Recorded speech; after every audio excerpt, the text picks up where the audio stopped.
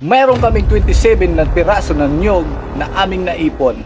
At ang challenge na to ay para sa kalikasan na minsan ay atin nang napapabayaan. Kailangan maitanim namin to sa loob lamang ng kalahating oras o 30 minutes.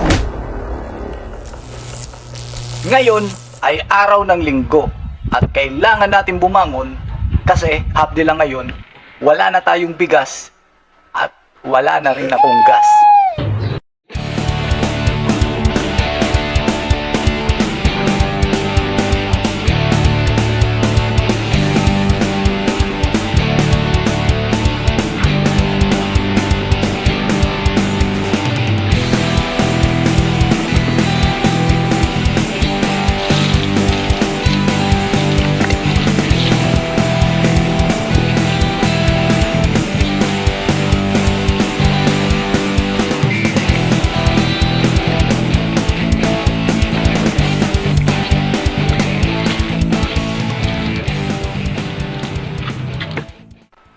At bago natin umpisahan ng lahat ng mga plano, mas magandang unahin muna natin yung mga kulang at pangangailangan sa loob ng ating bahay. Kasi sabi ko na, half day lang ngayon at bukas baka maging busy tayo at wala na tayong oras para bumili kahit may pambili.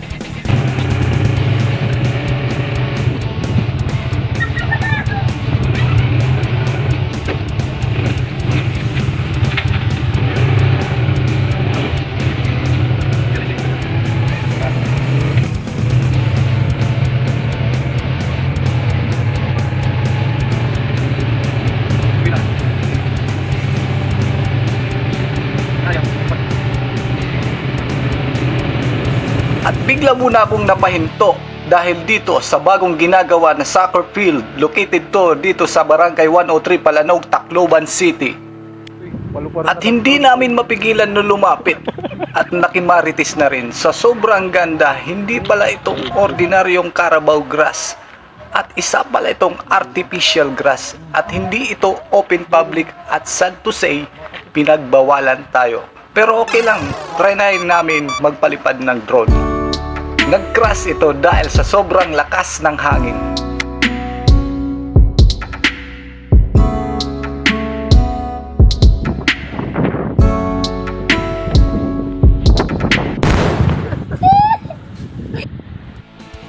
At bago tayo maabutang ng alas 12, lenggo half day lang, agad kaming umalis, medyo binibilisan na namin.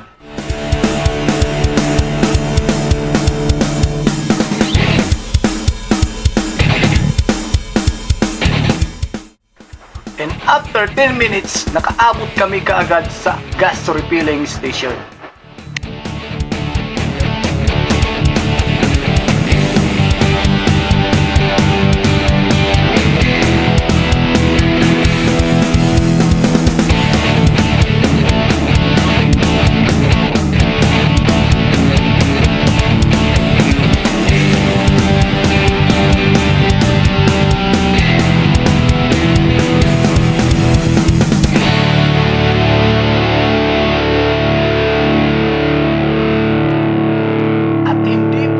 Nagtatapos. At bigla akong may naalala at dahil sa pagmamadali, mag-12 na pala. Hindi pa pala ako nag-almusal o nagkape man lang. Kaya naglakad muna ako para makabili ng pagkain. At habang ako'y papauwi, nahagip ng aking kamera ang isang barkong nagpapaalala nung hagupit ng bagyong Yolanda. At ang pagsadsad nito, maraming buhay ang nasawi. Time check muna tayo guys. It's already 3:55 PM. Kaya itutuloy na natin ang ating challenge. Medyo naabutan tayo ng hapon kasi umulan. At ito yung bibiyahiin natin, Tacloban to Santa Fe. Doon kasi natin to itatanim.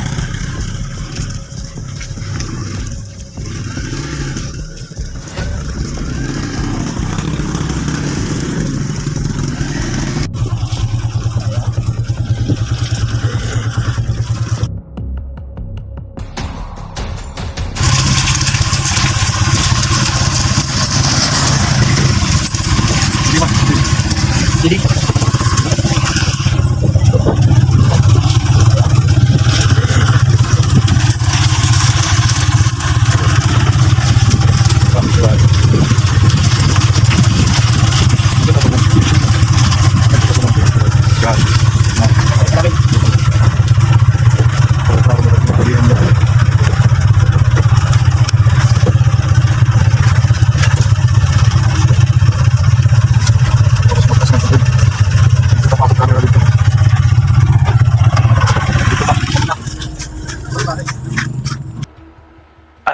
awa ng Diyos, nakarating na rin kami ng ligtas.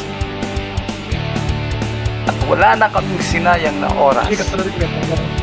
Baka kasi biglang umulan ulit o di kaya maabutan kami ng gabi. Kaya binilisan na namin.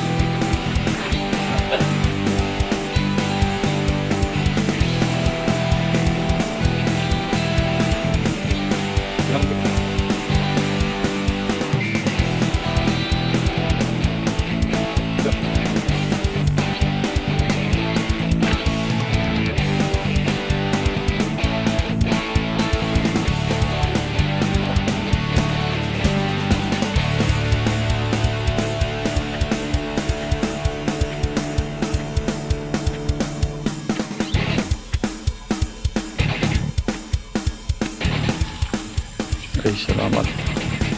Last na to. Time check. Grabe guys, solid yung araw na to. Nakakapagod.